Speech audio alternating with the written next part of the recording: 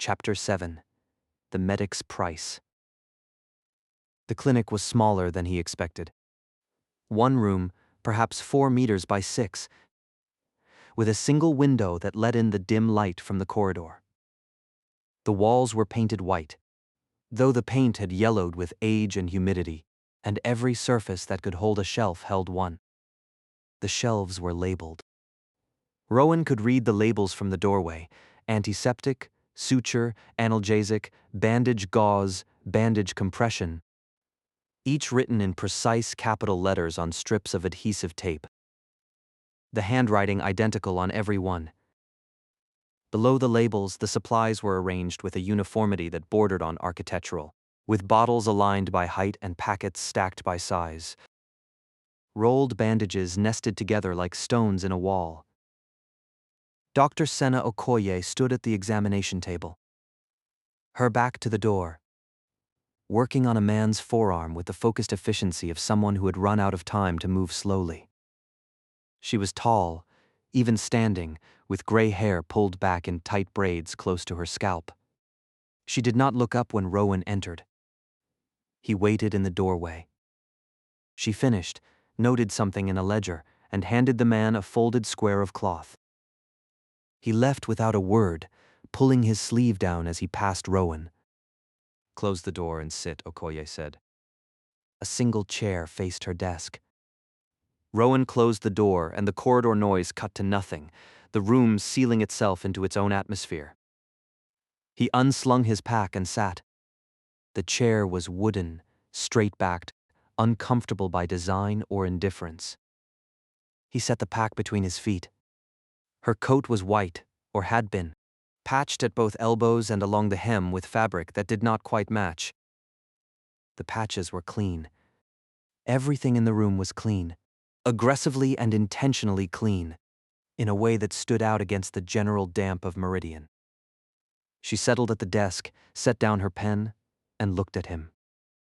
Her eyes were dark and steady, the kind of eyes that assessed without offering anything back. She studied his face, his hands, his posture, the pack at his feet, all in a sweep that lasted perhaps 3 seconds and was, he suspected, as thorough as an examination. "Pip Shen brought you," Okoye said. Not a question. She mentioned a sick mother. "Tell me the symptoms." Rowan told her. He described the cough first, the way his mother would have described it: productive, worsening over 8 weeks, with blood in the sputum that had begun 3 weeks before he noticed. Chest pain and fatigue and weight loss, and a possible fever. Though Mira was the kind of person who would choose not to mention one, he used the medical terminology where he knew it: hemoptysis, community-acquired pneumonia, lower lobe involvement. The words from his encyclopedia laid over the reality of his mother pressing her sleeve to her mouth and pulling it away dark. Okoye's expression did not change as he spoke, but her pen came out and she began noting on a separate sheet of paper. The scratch of it was the only sound in the room.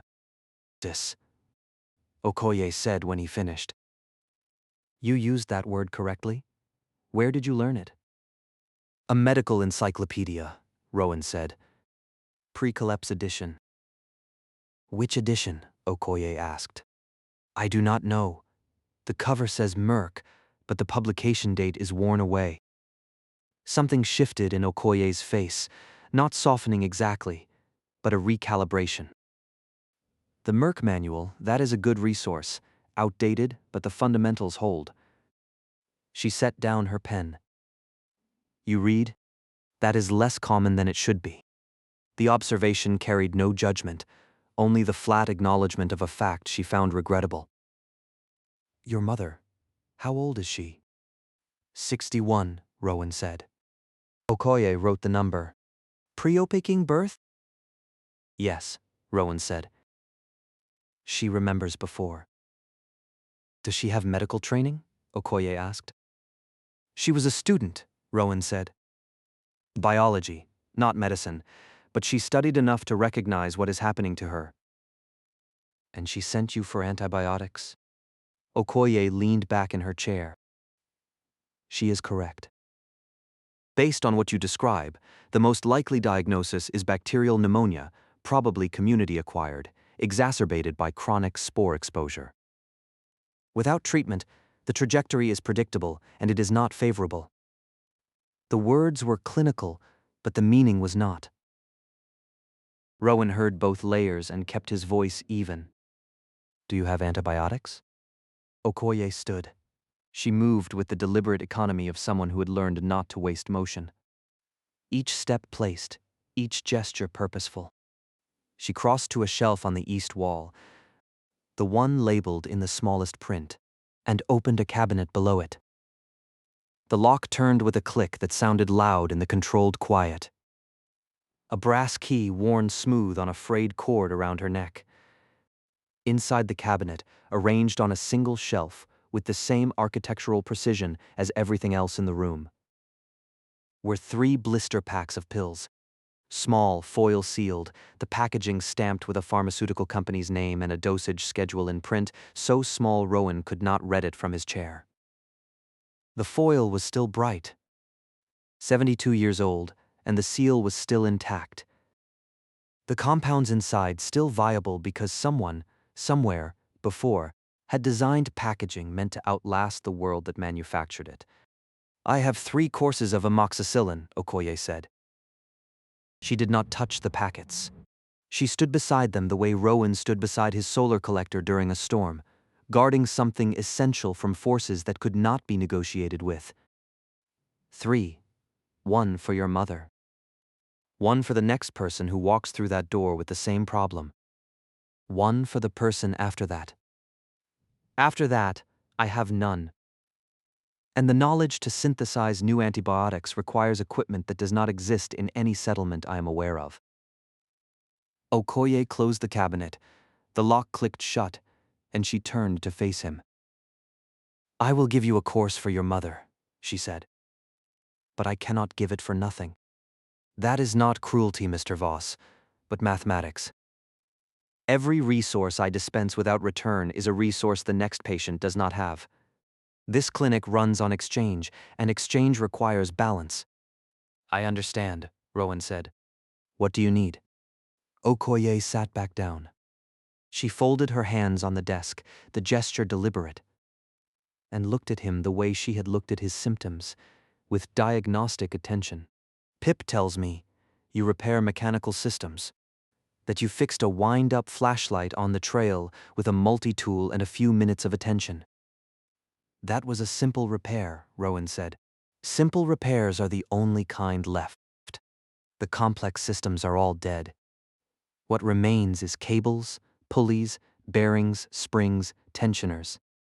Mechanical systems that function on principles your encyclopedia would call basic physics. She paused. Have you heard of the helionauts? No, Rowan said. They are aerial research platforms. Tethered, solar-powered, capable of ascending above the cloud layer. Meridian maintains 3.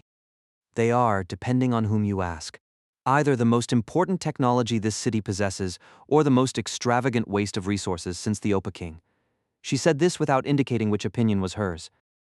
One of the 3 has been grounded for 6 months. A cable retraction mechanism failed, and the bearing housing cracked. Our engineer who maintained the system died of dim sickness, and no one remaining has the mechanical skill to hand-fit a replacement housing. Rowan processed this. Cable retraction, bearing housing, hand-fitted replacement. He could see the system in his mind without having seen the machine, a cable under tension, running through a housing that held the bearings in alignment, the bearings allowing the cable to spool and unspool under load. His father's solar collector used a simpler version of the same principle to track the light window angle. A cracked housing meant the bearings were misaligned, which meant the cable would bind or fray or both. The fix was fitting a new housing to the existing mount points with enough precision that the bearings seated true. Patient and exact work of a kind he had done all his life. You want me to repair the mechanism? Rowan said. I want you to assess whether you can repair it. If you can, the antibiotics are yours. A full course, sealed packaging, stable compound. She held his gaze. The work is precise. It requires patience and mechanical intuition. If you lack either, I would rather know now than after you have damaged irreplaceable components. I have patience, Rowan said, and I have maintained irreplaceable components for most of my life. He looked at the cabinet while he said it, and then back at Okoye. He did not mean to look, but he looked anyway. Okoye studied him for a long moment. Then she nodded once. The Helionaut hangar is on the top level. I will send word to Marcus Abara. He is the crew chief. He will show you the mechanism and you will tell him honestly whether the repair is within your capability. She stood and opened the door. Pip, come in. Pip appeared in the doorway. She had been leaning against the corridor wall, arms folded, and her entrance was immediate enough to suggest she had been listening at the door. She sat on the edge of the examination table against the side wall, her feet dangling, and looked between Rowan and Okoye with the expression of someone watching a trade negotiation and tallying the value on both sides. You have explained the terms, Pip said to Okoye. I have explained them, yes, Okoye said. And you? Pip looked at Rowan. You said yes. I said I would assess the repair, Rowan said. That is not the same as saying yes. It is close enough. Pip hopped off the examination table. Do you know what she just offered you? Nobody gets near the Helionauts. Nobody. The waiting list for an observation flight is years long. Marcus guards those platforms like they are his children, which honestly they might as well be because he talks to them more than he talks to people. Okoye's mouth twitched. The expression was gone before it fully formed, but Rowan saw it. Miss Shen is exaggerating, Okoye said. Mr. Abara talks to people. He simply prefers to talk about the platforms. That is the same thing, Pip said. It is not. Okoye crossed to the cabinet again and stood beside it. Mr. Voss, you will meet Marcus tomorrow, first light window. He will assess your skills and you will assess the repair. If both assessments are favorable, the work begins immediately. The antibiotics will be released to you upon completion. How long will the repair take? Rowan asked. That depends on your assessment. The previous estimate from our late engineer was 5 to 8 days of focused work. Your mother's condition, based on what you have described, is serious but not immediately critical. A week's delay will not change her prognosis, provided the infection has not reached a point of systemic involvement. How would I know if it had? Okoye looked at him. Whatever she saw made her answer carefully. Disorientation, difficulty waking, and a fever that does not break. If she has any of those when you return, you will treat her and you will hope you treated her in time. If she has none of them, you will treat her and she will recover. She did not have any of those when I left, Rowan said. Then you have a margin. It is not a generous one, but it is real. She looked at him with the clinical directness he was beginning to understand was not coldness, but simply the absence of pretense. If I believed a week would cost your mother her life, I would not propose this trade. Rowan stood. He picked up his pack and hoisted it onto his shoulders, the encyclopedia settling against his spine. First light window. Where do I go? Top level.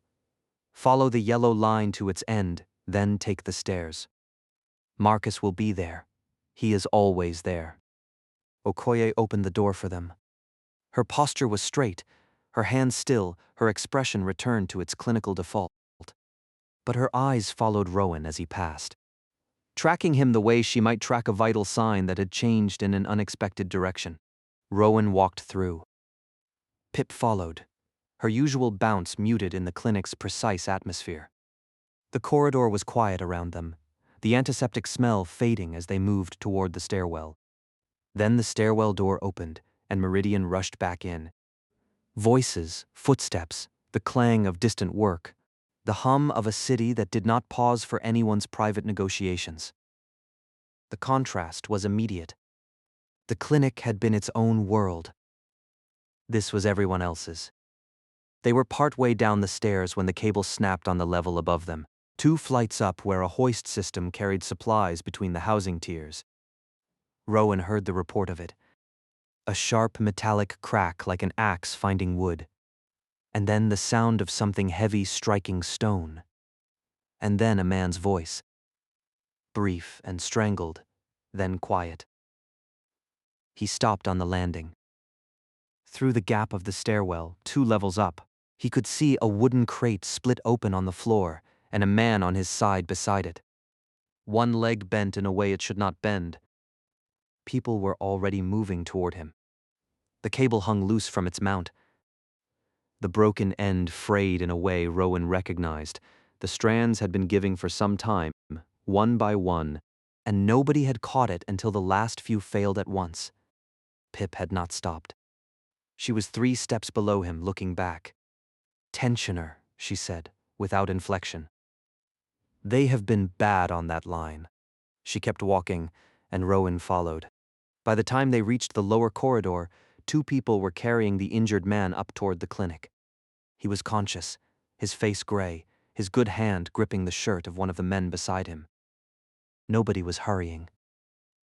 They were carrying him at the steady pace of people who had carried other men this way before. Pip did not speak again until they were back in the flow of the lower-level foot traffic. "You know what those platforms do, yeah?" Pip asked. "They go above the clouds. Marcus and his crew go up there and look at whatever is making the chorus." "Dr. Okoye explained," Rowan said. "Yeah."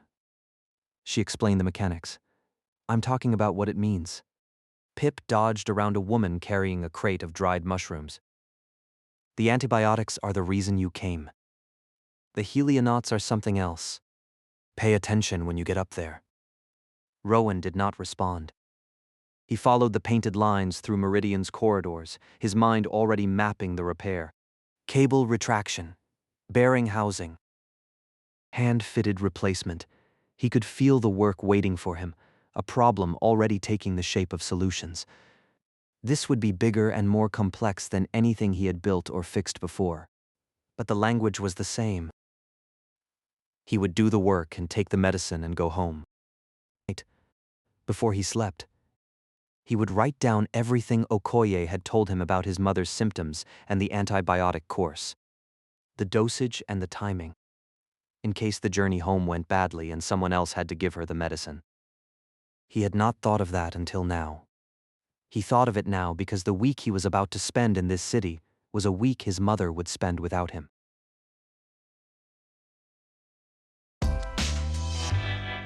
Chapter Guild, Stories for Your Mind.